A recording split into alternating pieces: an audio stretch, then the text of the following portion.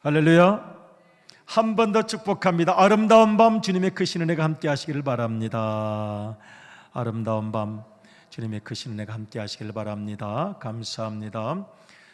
레위기를 계속 공부하는 가운데 있습니다. 레위기 딱딱하다면 딱딱하지만 그러나 사실은 들어가 보면 하나님의 뜨거운 마음을 만날 수 있는 책이라고 말씀을 드렸습니다. 하나님의 뜨거운 마음, 어떻게 해서든지 인간을 구원하시기 원하시는 하나님의 사랑, 하나님의 고민, 하나님의 심장의 고동소리가 들리는 곳이 바로 레위기라고 할 수도 있습니다. 다만 너무 딱딱하게 포장이 되어 있어서 읽다가 보면 단어가 어렵고 또 그 예법이 어려워서 좀 귀에 잘 들어오지 않고 눈에 잘 들어오지 않기도 합니다만 그 속에 담겨있는 하나님의 마음은 아주 뜨겁습니다.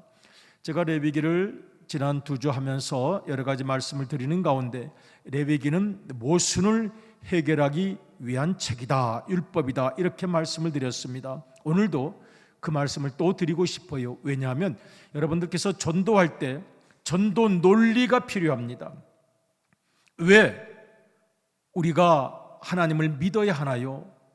라고 말할 때 인간은 누구이며 하나님은 누구시며 죄는 무엇이며 우리의 존재의 현실이 무엇이라는 것을 영적으로 분명히 선언해 주어야 되는데 저 모순, 사랑과 심판의 모순이야말로 가장 중요한 질문이기 때문입니다. 그리고 저기에 전환 논리가 우리가 전도를 하는데 대단히 중요합니다. 굉장히 중요합니다.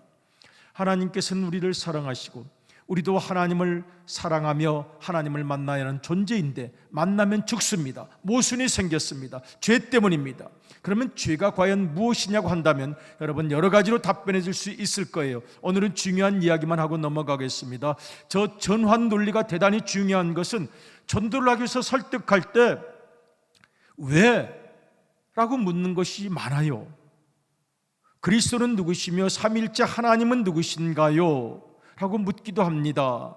그래서 하나님은 인간을 만나시기 원하시고 만나야 하지만 우리도 하나님을 꼭 만나야 하지만 만나면 죄 때문에 죽게 된다. 이것이 모순의 첫 질문입니다. 자, 2번을 한번 읽어보겠습니다. 2번을 제가 읽어볼게요. 하나님은 레위기 율법을 주심으로써 진실이 인정되면이 밑줄 짝입니다. 형식이 아닙니다. 여러분 레위기에 나타나 있는 수많은 음식 규정들 지금 다 안 지킵니다. 안 지켜도 하나님께서 우리를 구원하시는 이유는 단 한 가지, 우리의 진실을 알고 계시기 때문입니다. 믿음이 진실입니다.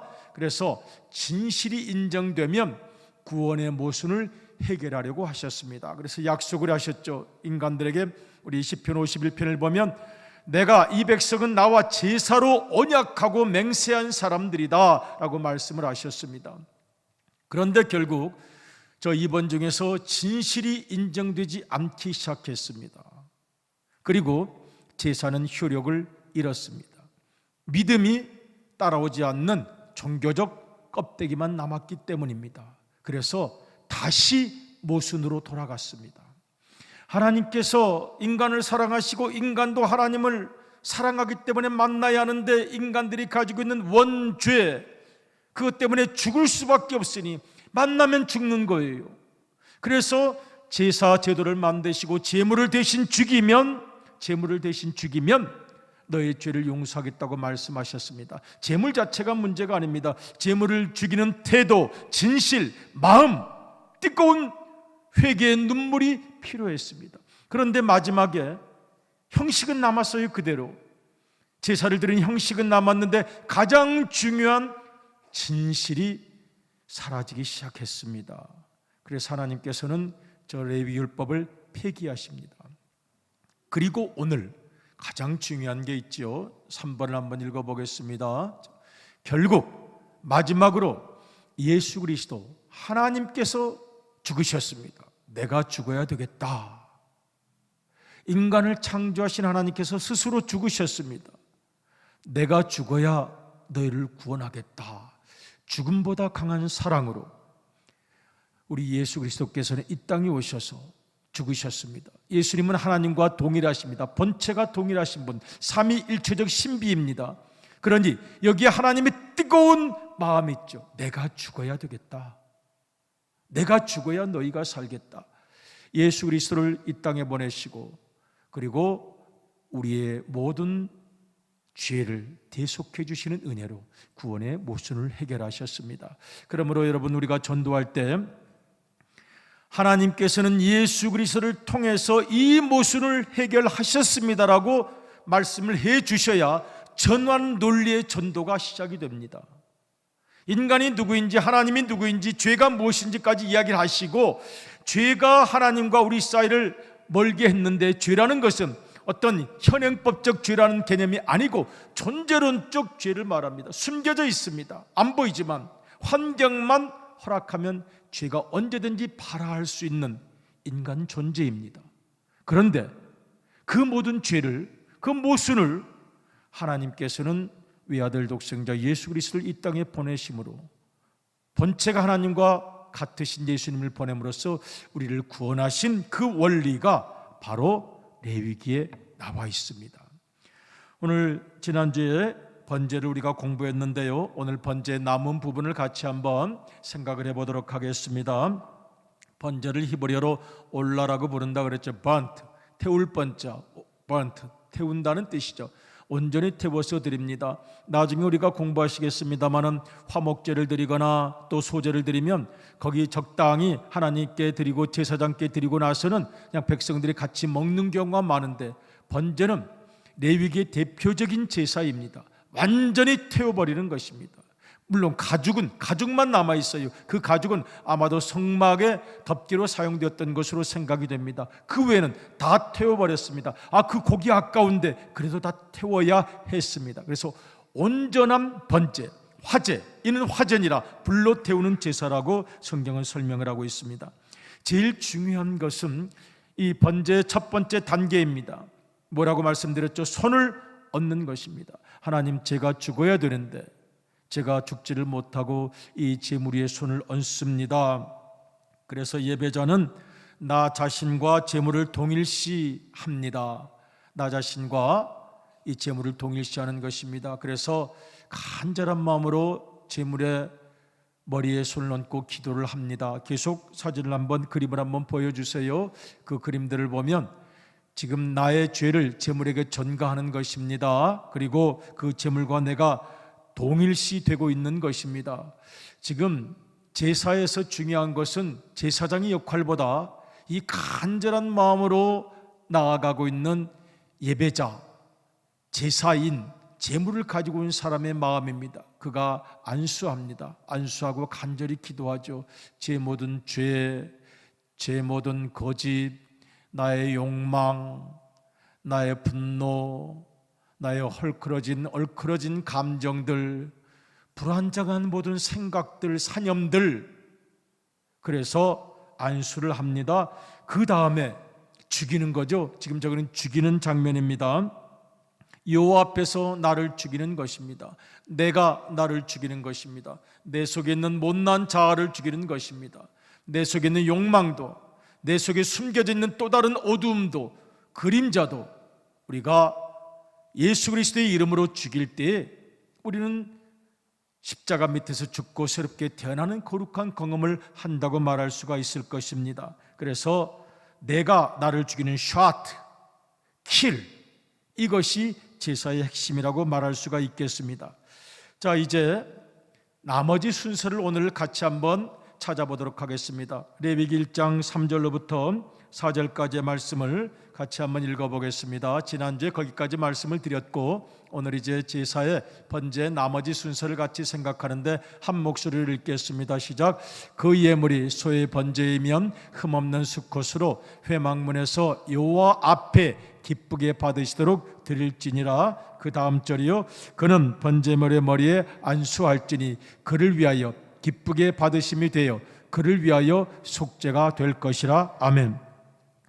오늘 지금 3절 4절에서 주목할 수 있는 단어가 하나 있습니다. 뭡니까? 거기는 여호와 앞에라는 단어입니다. 여호와 앞에, 여호와 앞에 서 있다라고 말합니다. 제사장 앞에 서 있다고 말하지 않습니다. 이게 왜 중요하냐면요, 여러분 이 레위기 1장을 잘 보면 제사장은 딱 세 가지를 합니다. 그 예배드리는 사람이 와서 울며 불며 와서 제물에 안수하고 제물을 죽이고 제물의 가죽을 벗기고 제물의 각을 뜨고 그 사람이 다 하는 거예요. 온 사람이. 제사장은 가만히 그 지켜보고 있는 것입니다. 그리고 한 가지랍니다. 저렇게 찔러 죽이고 나면 그 피를 받아서 제단 사면에 뿌리는 거죠. 그러면서 그 역할을 한 가지 합니다. 제사장은 그 피가 마음속에 아마 기도하는 마음으로 뿌렸을 것 같습니다. 그리고 다시 또 이 제물을 가지고 온 예배자, 제물을 가지고 온 제사장이 또 나머지 일을 진행을 합니다. 거기에서 간절한 마음으로 기도하고 또 그것을 태우는 것을 제사장의 역할을 감당을 합니다. 거기에서 가장 중요한 것은 이 예배자의 태도라는 사실입니다. 그러니 여기서 제사장은 그 태도를 지켜보는 것입니다. 여러분, 예배는 목사님의 설교만 구경하는 것이 아니고 성가대 성가만 구경하는 것이 아니고 다른 사람들 구경하는 것이 아니라 내가 코람되어 요 앞에 서 있는 것이라는 것, 여러분 마음에 새기고 기억하시기를 축복합니다. 아멘. 지금 이 자리에 앉아 계십니다마는 목사는 한 도구입니다. 하나님 아버지의 말씀이 들리시기를, 하나님 아버지의 눈동자를 만날 수 있기를, 그 짧은 전율 같은 주님과의 만남이 예배 시간마다 경험되시기를 주님의 이름으로 축복합니다. 여호와 앞에 서 있습니다. 제사장은 물론 같이 서 있습니다. 그런데 지금 보고 있는 것입니다. 그의 진실이 얼마나 진실한 것인가를. 중요한 것은 기쁘게 받으신다는 표현입니다. 기쁘게 받으신다. 우리 옛날에는 이것을 열납이라고 그랬죠. 열납, 기쁠 열, 받을 납. 주께 연락되기를 원하네. 우리의 기도가 주께 연락되기를 원합니다. 나의 입술의 모든 말과 나의 마음의 묵상이 주께 뭐죠? 연락되기를 원하네. 연락되기를 원합니다. 그러면요, 연락이 안 되는 수도 있는가요? 그렇죠. 거부하시죠? 안 받으시죠? 그런 거 받기 싫다. 여러분, 이거 굉장한 일입니다. 당연히 주님 다 받으시는 거라고 생각하시면 안 됩니다. 그런 거 필요 없다고 받지 않으시는 것이 레위기 제사가 깨진 것입니다. 받지 않으셨으니까요. 그 다음부터는 이런 거 필요 없다고 하셨으니까요. 그래서 우리의 예배를, 우리의 기도를 하나님께서 받아주신다는 것은 대단히 중요한 일입니다. 여러분, 그럴 일은 없겠습니다만 만일 우리가 날마다 예배를 드리는데, 와서 예배를 드리는데 앉아만 있는 거고 하나님과 전혀 관계없는, 하나님께서도 관심도 없고 받지도 않는 예배라면, 하나님과의 관계가 이루어지지 않는다면, 영혼의 만남이 이루어지지 않는다면 아무것도 아닙니다. 그래서 시편은 기도합니다. 나의 입술의 모든 말과 나의 마음의 묵상이 주께서 기쁘게 받아주시기를 제발 거부하지 마시고 얼굴을 돌리지 마시고 받아주시기를. 여기에 또 중요한 것이 진실한 마음입니다. 진실한 마음, 간절한 마음을 우리가 드리면 주님께서 받아주시고 기쁘게 연락하실 줄로 믿습니다. 아멘. 시편 51편 17절 한번 같이 읽어보시겠습니다. 시작. 하나님께서 구하시는 제사는 상한 심령이라. 하나님이여, 상하고 통회하는 마음을 주께서 멸시하지 아니하시리이다. 아멘. 여러분, 교만한 태도로 예배드리는데 받으시겠습니까? 하나님께서 머릿속에 세상 생각이 가득한데 받으시겠습니까? 안 받으시죠. 그런데 상한 심령, 통회하는 마음, 내가 죄를 짓고 이렇게 내 마음이 얼룩졌습니다. 내 마음이 혼탁합니다. 그러나 그럼에도 불구하고 주님 앞에 나왔습니다 하는 상하고 통회하는 마음을 주님께 드릴 때 그 마음만 주님께서 받으시고 기뻐하실 것입니다. 자세입니다. 태도입니다. 그리고 오늘을 살아가는 우리가 생활 속에서 드려야 할 제사가 있습니다. 히브리서를 한번 읽어보겠습니다. 히브리서 13장 16절, 하나님께서 기뻐하는 제사가 어떤 제사인가요? 시작.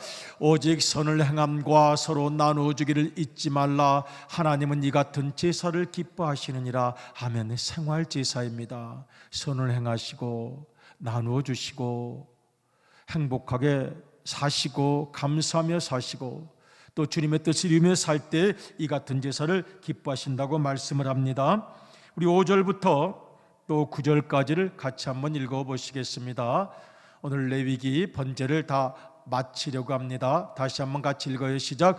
그는 여호와 앞에서 고람되어 그 수송아지를 잡을 것이요 아론의 자손 제사장들은 그 피를 가져다가 회막 문 앞 제단 사방에 뿌릴 것이며 그는 또 그 번제물의 가죽을 벗기고 각을 뜰 것이요 제사장 아론의 자손들은 제단 위에 불을 붙이고 불 위에 나무를 버려 놓고 아론의 자손 제사장들은 그 뜬 각과 머리와 기름을 제단 위에 불 위에 있는 나무에 버려 놓을 것이며 그 내장과 정강이를 물로 씻을 것이요 제사장은 그 전부를 제단 위에서 불살라 번제를 드릴지니 이는 화제라 여호와께 향기로운 냄새니라. 아멘.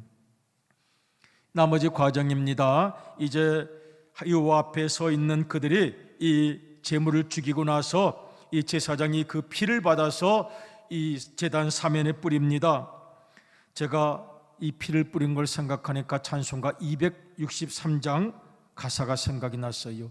주의 은혜로 대속받아서 피와 같이 붉은 죄 눈같이 희겠네. 아마 제사장도 그렇게 노래 불렀을 것 같고 레위인도 그런 마음으로 같이 불렀을 것 같아요. 피와 같이 붉은 죄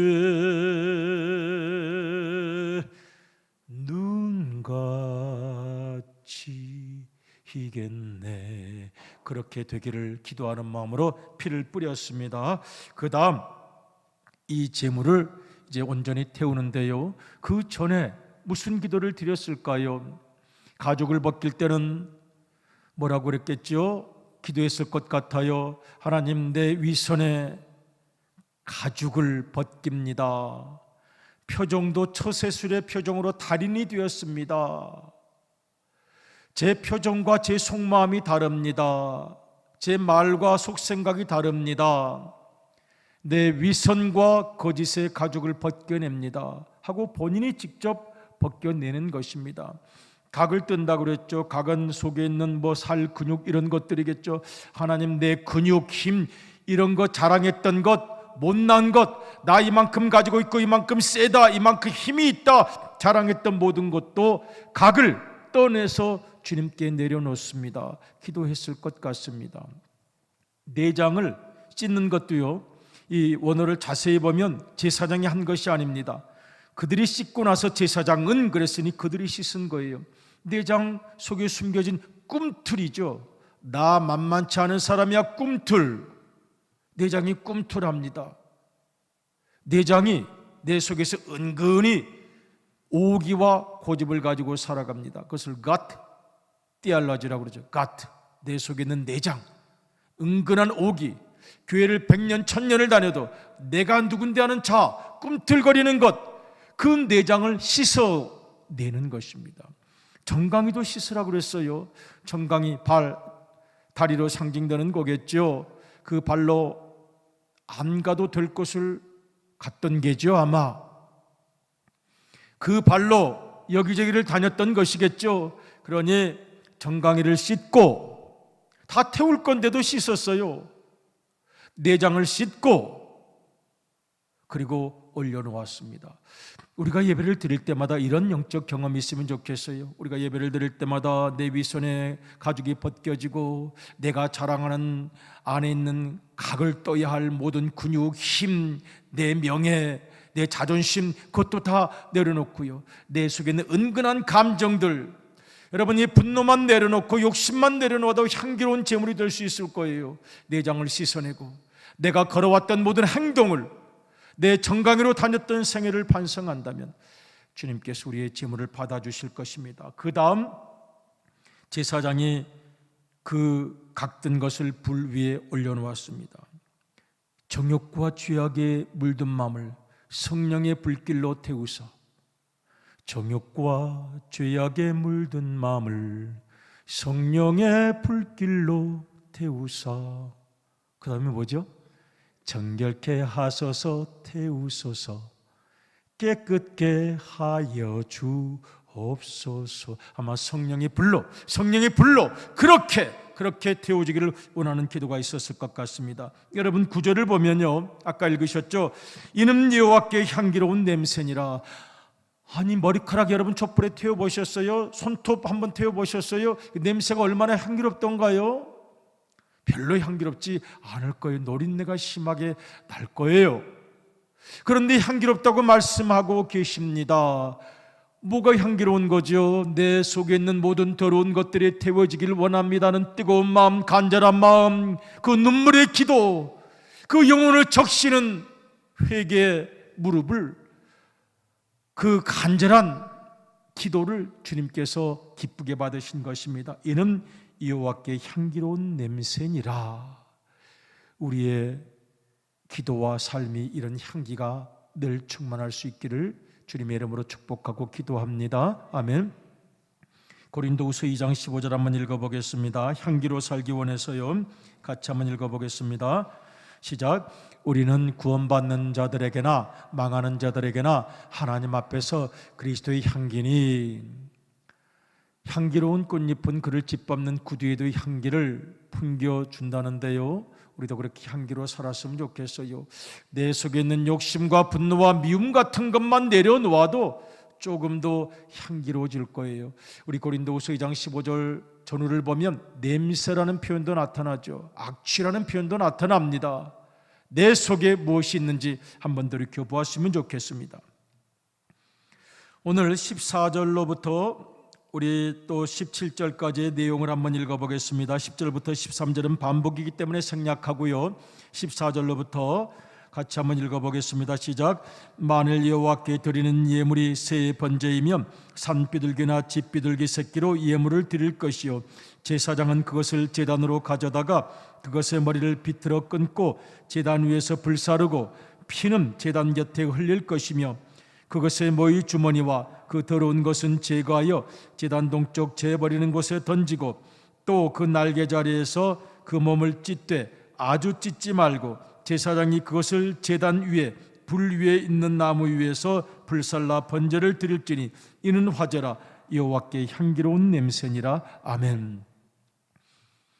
어떤 사람은 소로 예물을 드려요. 소 한 마리가 얼마예요? 소 한 마리가 얼마입니까? 한 100만 원 하나요? 더 되나요? 예, 얼마요? 이게 뭐요? 600만 원? 어떤 사람은 소 한 마리로 드리고, 근데 최민수 권사 어떻게 이렇게 잘한대야? 소 팔다 온 거예요? 소 팔다 왔구먼. 아무래도 음매하는 소리가 들리는 것 같은데 600만 원. 양은 얼마예요? 양은 또 잘 안 파니까. 근데 성지 순례 가서 양 한 마리를 순례하는 분들이 다 먹자 그러면 80만 원에서 100만 원 정도 했던 것 같아요. 뭐 우리나라에서는 어떤지 모르겠어요. 그런데 가난한 사람은 소도 없고 양도 없으니까 비둘기 한 마리를 가지고 왔어요. 잡아가지고 산새, 밤구라고 그랬죠. 가지고 왔어요. 그럼 제사장이, 멜리카의 법칙이 뭐예요? 일단 죽여야 되잖아요. 죽이는데 요만한 새를 가져가서 탁 모가지를 잘라버리면 아이고 요만큼 남았어요. 요만큼. 그러면 가난한 사람이 초라함을 느끼고 비참함을 느끼고 무시당한 모욕감을 느끼지 않도록 일단 제사로 드려야 되니까 죽여야 되잖아요. 죽여야 되니까 목을 끊되 목을 떨어서 떨어뜨리지 말고 몸에 붙여 놓아서 이게 비틀어 끊는다는 게 멜리카라는 뜻입니다. 그것은 하나님의 사랑의 배려가 담겨 있는 거예요.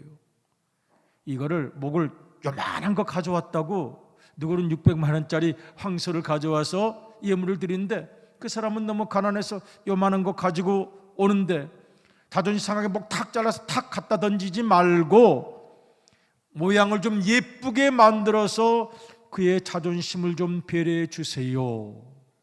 그림 한번 보여주시겠습니까? 네, 저렇게 너무 작은 새니까 손으로 끊을 수 있어요. 끊는데 목을 떨어뜨리지 말라는 것이에요. 저게 멜리카의 법칙입니다. 다음 레위기 2장을 보면요, 아주카라의 법칙도 나타나요. 그때마다 느끼는 감동이 있어요. 야, 하나님께서 이렇게까지 배려하고 계시는 거구나.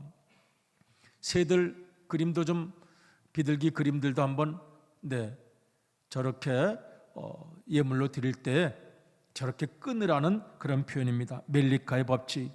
교회 안에서 혹여라도 누가 가진 것이 없어서 초라한 느낌이 들지 않도록 마음을 배려해주고 믿음을 배려해주는 사랑, 하나님의 마음이 거기에 있습니다.